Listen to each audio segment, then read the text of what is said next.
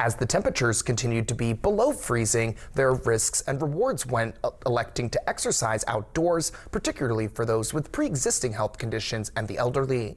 Our bodies react differently to hot temperatures versus the cold. It's important to be fully covered and remain hydrated when going out into freezing weather, according to one doctor at WVU Medicine Camden Clark Southgate Primary Care. Making sure your nose, ears, feet, hands, and middle are protected from the elements is the easiest way to prevent temperature-related emergencies such as hypothermia and frostbite.